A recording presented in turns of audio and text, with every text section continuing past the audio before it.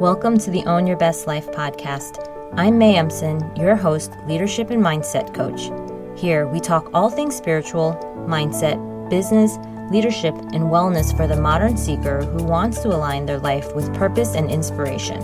We'll cover career changes, stress management, meditation, energy, intuition, and more.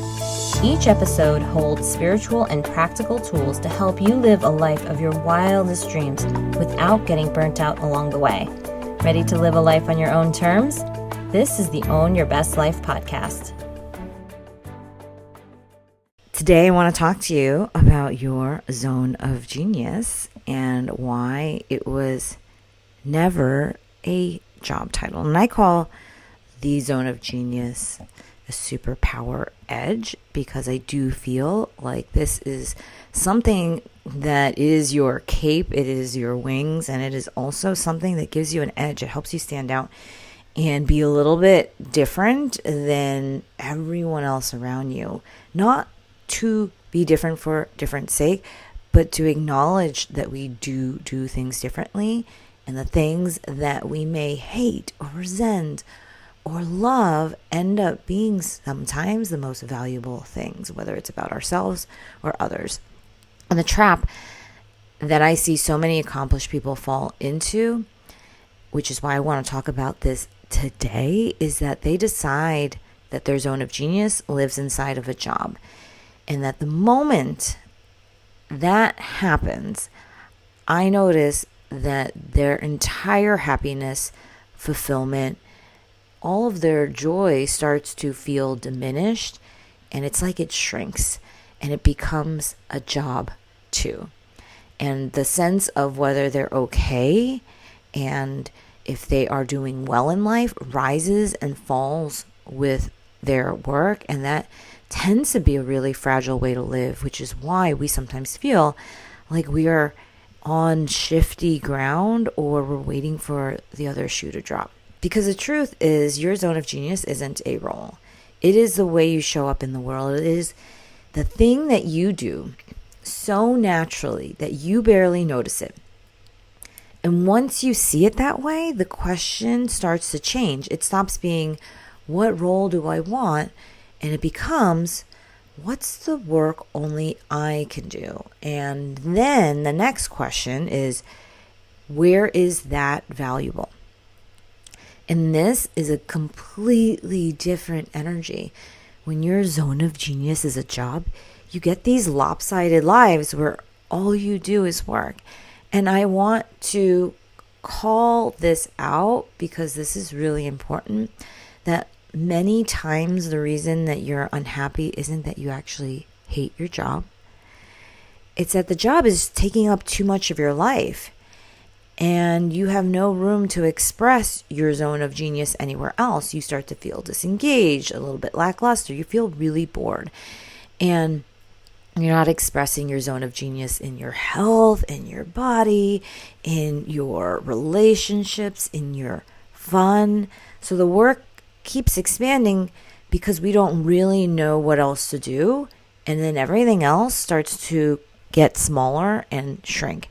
And when you start to find your joy, your happiness, your fulfillment, your identity in a job, and mostly in a job, that's where things start to get pretty messy really quickly. And I know this because I live this. Right? If you have worked hard to do something, you think that this identifies you. So for a long time, I believed that until I could figure out and have that prestigious job or that work or go to that school, I shouldn't really be happy with my life. Like, hey, great, I have great friendships, I have a partner, and a great sense of health in my body. But you know what? My work isn't that great, so I wasn't allowed to really feel like my life was good. And what I realized was that was because so much of who I was lived in my work. We spend so much time in our jobs. We spent so much time trying to get the job, thinking about our jobs, maybe even studying and eventually getting these jobs. And then I realized something when the job stopped being enough and things started not working well in my personal life, whether it was deaths of people that I loved, frustrations of things that just weren't working the way I wanted them to. And what I realized was that part of my frustration at work was that it was eating up so much of my life that it started to bleed into how I showed up at home. And it wasn't just that I felt like I was struggling at work. I felt like it started seeping in and then started following me outside of work at home. And so I started doing something different. Instead of waiting for my work to get fixed before I let myself be happy and have fun, I started clean up my habits. How do I identify who I actually am outside of my work? Who am I in my home and in my personal life? What do I really want to do? And that gave me the confidence to start to do the same thing in my work, because it's the same superpower edge, the same zone of genius the whole time. And I just didn't have a name for what it was. And I remember back in the day when I was working in supply chain management or in other very different industries and functions than I am in now, people would say the same thing. Oh, you're so good at this thing, where I was figuring out why someone is doing what they're doing. And I'd hear it even when I was already good at the actual work. They would say that, oh, you're really good at this, but you're really good at this thing, like this insight you have into why that person did what they did. I might have been hired for this very functional expertise that felt very technical or very savvy and very prestigious. But that comment that they made was pointing at something that was underneath the things that I was actually doing, that was underneath the work. And here's what's important. I didn't know that was a skill that I could actually build a career around. I didn't know there was an entire body of work behind the way that I thought and the natural things that I would focus on. So I couldn't use it on purpose because I didn't even know that I had it. That's what changed. I named it, and it changed so much. Once I started naming it, I realized that this was a real thing, that it was my zone of genius. It was my superpower edge. And the moment that I could name what that is, and it's not always just one thing, but it could be multiple things and a combination of things, I could actually start using it on purpose. I built the skill around it. I got more aware of it. And then I started applying it everywhere. I started using it in my own relationships with my kids, helping them through hard things, setting them up for a life where I know they'll be okay for all of the ups and downs, even if I'm not here. And it started to become an identity. I could start to see how it could exist, and it infiltrated how I lived my entire life. It didn't become my job right away. I was still figuring out where it belonged, but the order matters. The awareness actually will come first, then the skill, then the application.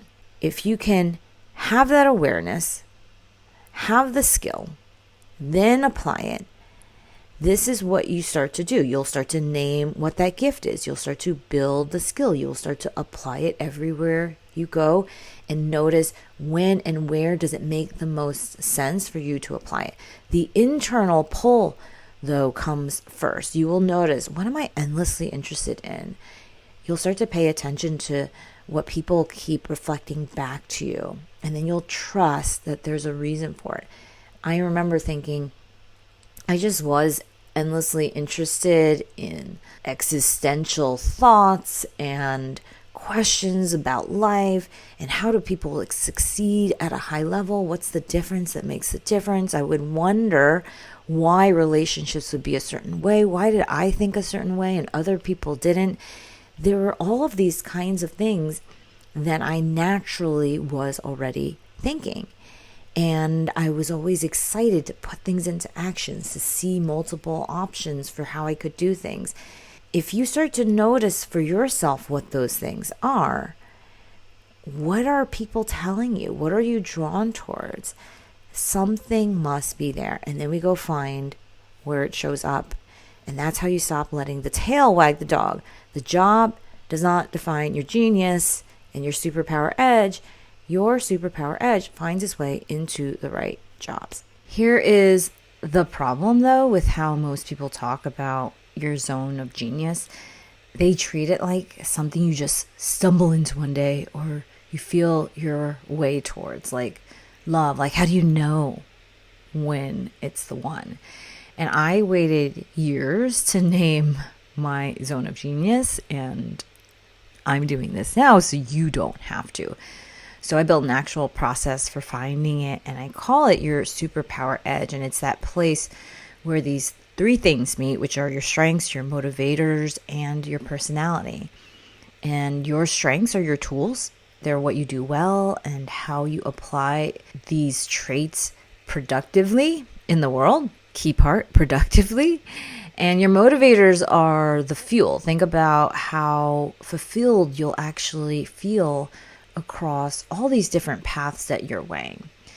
And they show you how fulfilled you will be. So you're not just guessing about whether your next step will make you happy or will be the thing you really want it to be. And then your personality is your fit. It points you towards the environments, the roles that just suit your natural style. So you can stop swimming upstream in places that were never meant for you to be. And when we triangulate those three, we find your edge, which is the work only you can do in the kind of place you've had a natural inclination to work in that actually lights you up. The strengths give you the what, the motivators give you the why, and the personality gives you the where. And the magic is in the overlap. And this isn't me guessing about you. It's three established frameworks brought together into one clear picture of who you are and where you belong. And that's your superpower edge. And the part that most people miss is this next one, because I'm not just talking about spiritual knowing, which is also an important tool. Your zone of genius often needs new skills to fully come out. The skills of leadership, of communication, of managing your time, of owning your message and your style, of becoming someone who's in integrity, where what you say and what you do match. So you can actually accomplish the goals you set for yourself and gain that confidence that sometimes feels is lacking, which is why you're not sure if I can actually do this next thing. And that's a huge part of what we do in coaching. We take that inner knowing, the idea of this is who I am, and then we add the strategy, we add the skill to just amp it up and make it real. And we take it out of just an idea of confidence and then into practical application where it feels real in terms of confidence. Iteration, action, getting you moving, earning the confidence so you can see it in this very tangible form. Because the goal isn't for you to struggle harder trying to be someone that you're not and chasing success like it lives somewhere else out there in someone else's life, in their jobs, in their homes, in their bodies. The goal is the opposite. Success becomes you being more you, more aware of who you are. And then we grow the skills to translate that into work that is well paid, that is recognized, and then genuinely yours. And when you do this, your whole life stops being lopsided. Your work gets better because your health and your relationships and your fun are getting better at the same time. We clean it up energetically. You feel a shift in how motivated and energized you are, so that you understand, now I have the capacity to know the purpose of my work and how meaningful it is, and if it's in my zone of genius. And I start to notice that other areas of my life are growing right alongside of it. So instead of my health and my relationships declining while only my job improves, the whole thing is rising together. And that's the inner compass. You knowing your zone of genius And your superpower edge is how we find it. And in spiritual achiever coaching, that is exactly what we do. We triangulate your strengths, your motivators, your personality, so you walk out feeling more sure, more settled, more at peace in your body. And you're getting closer and closer to something that just feels right, but also makes sense for where you are in terms of your expertise, your life, and what you want your work to do for your life. You don't have to struggle so hard trying to be someone that you're not. And in fact, it's almost not even an option. There gets to be a point, I remember when I was doing a long meditation and my own one-day retreat, where I realized there's no other person to be than just me. And so you don't have to wait years to name your edge the way that I did.